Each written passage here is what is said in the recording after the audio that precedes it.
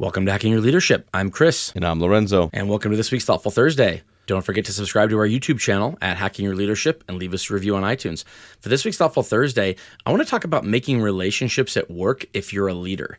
And the reason I want to talk about this is because we are transitioning into being an ultra-inclusive work environment. And these methods that we implement on being inclusive are a lot around the different types of people that there could be from an introvert versus extrovert standpoint.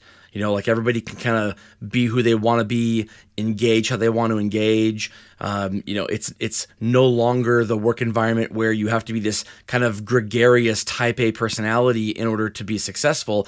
We want to make sure that every person can be successful in a work environment, even if they are not the outgoing type A personality, even if they're more introverted.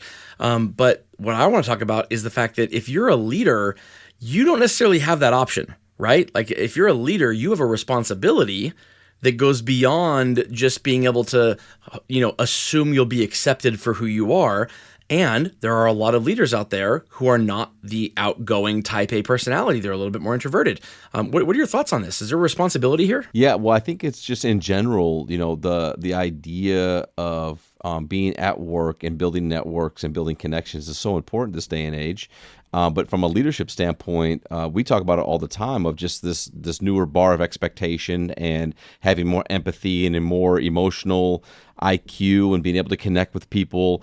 And so as a leader, I've heard this term more recently than ever before, but they're like, I'm an introvert at home and an extrovert at work, or like there's this idea. Yeah. And that's kind of what I hear that people say when they say those types of things of like, look, by nature, I'd rather have the time to myself. I'm kind of quiet. I'd rather be, not in the mix of all the things, the attention, like seeking out conversation, that type of thing. But when I come to work, I know that's a part of what I have to do. And it's a part of our ability to motivate, inspire, and develop people. But I think it is even more so now today. It's even a bigger skill and competence that people have to have because so much work is being put into asking people to bring their full selves to work. And that means that as leaders, not only should you bring your full self to work in a lot of ways, but also making sure that you have intent and you have time to build connections with people and seeking those out that may be very different than you in regards to how they show up or just overall demeanor or perspectives. Yeah, when I hear bring my full self to work, if I'm an introvert, and I'm not, but if I were an introvert and I'm hearing bring my full self to work, it could be natural to assume that means that I should be able to do this. I should be able to be the introvert, be the a little bit more withdrawn person, the person who, has no problem engaging in conversation if it is brought to me. It's not like I'm socially awkward or like I'm kicking people out of the office. If people come to me and they want to talk and engage, then I'm open. But to start the conversation myself, to kind of kick off the ball rolling on the relationship is much more difficult for me. And if I am also able to, be able to expect to bring my whole self to work, that would include that I shouldn't have to go around making conversation with people and starting the ball rolling on these things. And what I'm saying is that I think that's wrong. I think that if you are an individual contributor, if you don't have people reporting to you, if you are just reporting up through a team, but you're not responsible for anybody else, then you should be able to choose to engage how you would like to engage, and where that helps versus hurts you in terms of your own relationships and your own career progression. That's kind of like up to you. You have to decide how you want to move forward. And in some organizations, it is definitely easier for people to move forward if they are more outgoing. If for no other reason than people know who you are. If no one knows who you are because you just sit there, and even if you get your work done well, if no one knows who you are, then it's going to be really difficult for anybody to bring your name up in a meeting or talk about you when you're not around in a positive light. And so but again, that's between you and your own career aspirations. If you're a leader, I think you have to put that down. I think if you're a leader, one of your responsibilities is to get the most out of your team.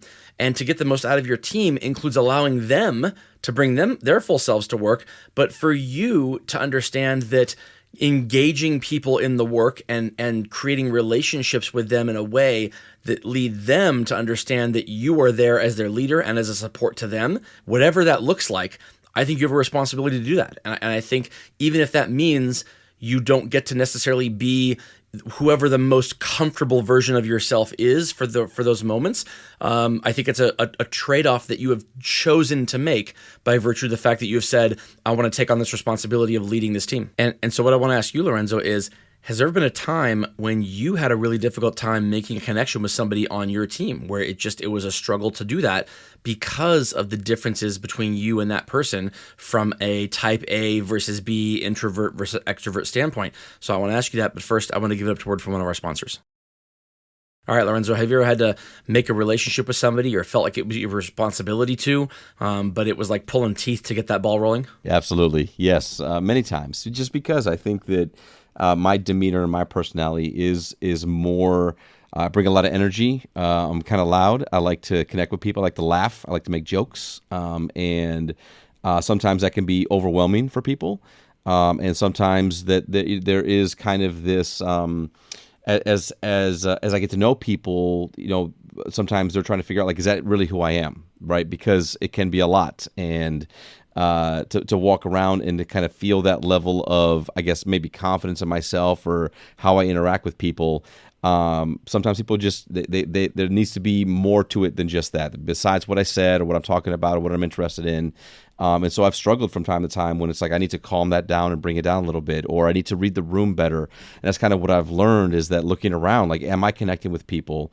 For me, I'm always been really big on trying to find the person that feels like they need the connection and may not be in the main circle of dialogue, and bring them in. And so I've really had to find ways to match energy and to be able to go to somebody that I know maybe isn't maybe so kind of so loud in spaces, and go to them in a different way and in a different time when there's maybe not a large crowd, or just connect with them quietly. And I think that's where I've had to figure that out for my own leadership, is making sure that I am providing a connection in a way that is appreciated by the person at the level of which they like to connect. Versus just kind of, saying, well, I get to be myself too, and I'm going to be this way all the time.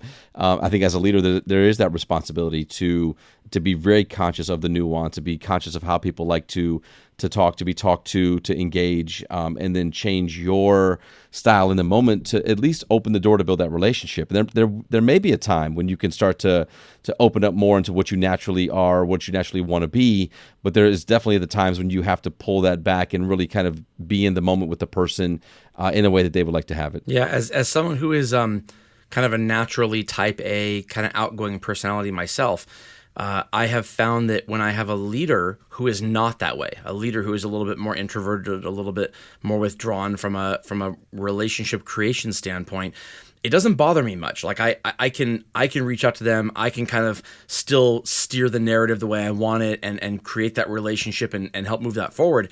But I've been in situations where I have coworkers who are not that way, and they have a really tough time engaging with those leaders. So if you have two people who are both kind of, they'd rather keep to themselves and not kind of create that relationship, the employee who is looking for support on something, or who wants to feel like they have the backing of their leader, if they already feel that way, then great. Then a lot of times there's not a problem. But if they don't feel that way, they are less likely to start the ball rolling into creating that relationship. They're more likely to just disengage and stop being productive, and then eventually just quit.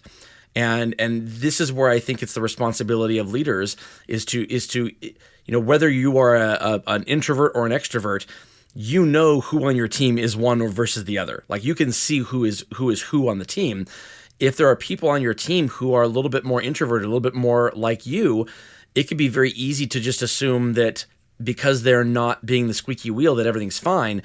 And what I'm saying is that I think that's not the case. That if you are leading a team of people, the extroverts on your team may very well come to you when there's an issue, and you can rely on that. And if they already are doing that, then that's great. But those introverts on your team, you have to start that ball rolling with them, because as a leader, it's your responsibility to make sure they feel fully engaged in their work.